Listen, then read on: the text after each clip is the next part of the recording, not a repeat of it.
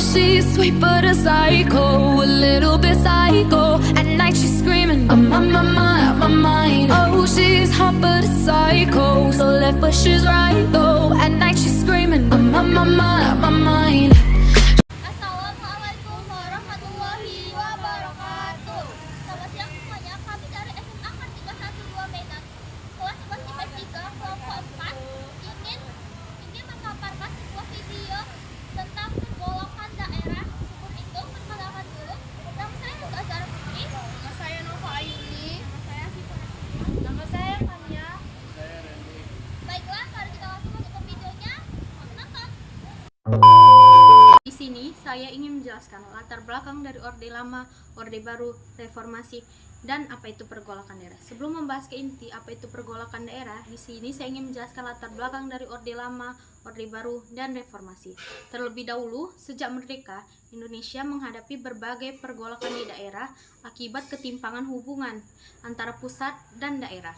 Pada masa Orde Lama, banyak pemberontakan muncul karena daerah merasa diabaikan, seperti PRRI dan DI atau TII. Di era Orde Baru, meskipun stabilitas terjaga, pemerintahan yang statistik memicu konflik seperti di Aceh dan Timur.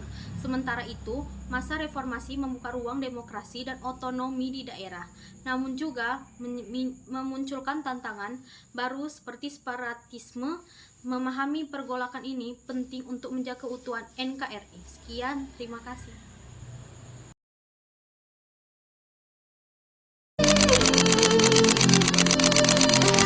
Perang dua kelompok warga di distrik Kuamki, Narama, Timika, Papua masih terjadi. Perang antar suku antara warga Kabupaten Duga dan Kabupaten Lanijaya kembali terjadi.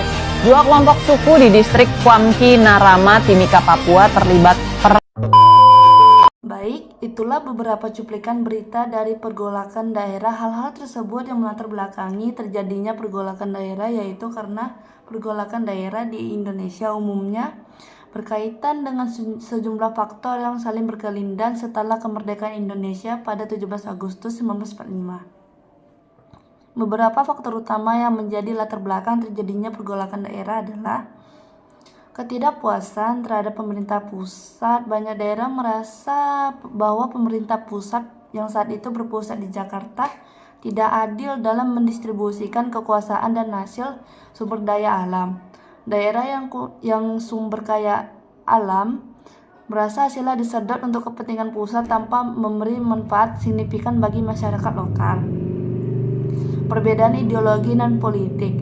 Setelah Indonesia merdeka, berbagai kelompok dan daerah memiliki pandangan yang berbeda tentang bentuk negara dan ideologi yang harus dianut. Misalnya DI atau TII, Darul Islam, Tentara Islam Indonesia, menginginkan Indonesia menjadi negara Islam yang berbeda dengan ideologi negara Pancasila. Warisan penjajahan dan pengaruh Belanda. Politik divide et impera atau adu domba Belanda dengan keberadaan negara federalis Republik Indonesia Serikat. Memperkuat perpecahan daerah. Beberapa wilayah yang pernah dibentuk menjadi negara bagian oleh Belanda, seperti negara Sumatera Timur atau negara Indonesia Timur, memiliki kecenderungan untuk mempertahankan otonomi atau bahkan memisahkan diri. Masalah ekonomi dan kesejahteraan. Ketimpangan pembangunan ekonomi antara Jawa dan luar Jawa memicu kecemburuan sosial. Daerah merasa pembangunan yang dilakukan pemerintah pusat tidak merata. Ambisi tokoh lokal dan militer daerah.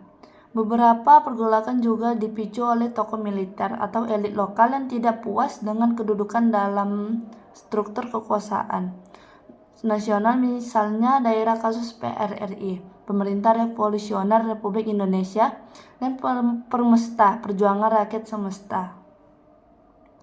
Contoh pergolakan daerah yang mencolok: PRRI, Permesta 1958 di Sumatera dan Sulawesi, DI atau TI 1949 di Jawa Barat Aceh, Gerakan RMS Republik Maluku Selatan tahun 1950, OPM, Organisasi Papua Merdeka sejak 1965. Ini saya akan menjelaskan beberapa dampak positif dan dampak negatif tentang pengelolaan daerah. Apa positifnya? Meningkatkan kesadaran nasional pemerintah menjadi lebih peka terhadap kebutuhan daerah. 2. Mempercepat reformasi dan bisa mendorong perubahan menuju otonomi daerah. 3. Mempersatukan bangsa dalam beberapa kasus konflik, bisa menyatukan masyarakat dalam semangat persatuan setelah mencapai resolusi. Dampak negatifnya, korban jiwa dan kerugian harta benda, masyarakat sipil sering menjadi korban. 2. Terhambatnya pembangunan akses dan kegiatan ekonomi terganggu. 3. Perpecahan sosial menimbulkan trauma, diskriminasi dan ketegangan antar kelompok.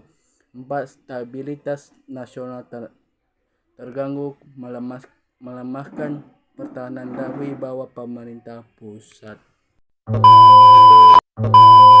Pergolakan daerah memiliki resolusi. Resolusi yang pertama yaitu dialog dan rekonsiliasi, yaitu membangun komunikasi antara pemerintah pusat dan daerah untuk mencapai kesepakatan damai. Yang kedua, pemberian otonomi daerah, yaitu memberikan kewenangan lebih besar bagi daerah dalam mengelola urusannya. Yang ketiga, meningkatkan kesejahteraan dan pembangunan daerah, yaitu investasi infrastruktur dan pelayanan publik. Keempat, penegakan hukum secara keadilan, yaitu mengusut pelanggaran HAM atau hak asasi manusia dan memberikan keadilan bagi para korban konflik. Yang kelima, pendidikan dan kampanye toleransi, yaitu membangun kesadaran multikultural dan nasionalisme di kalangan masyarakat.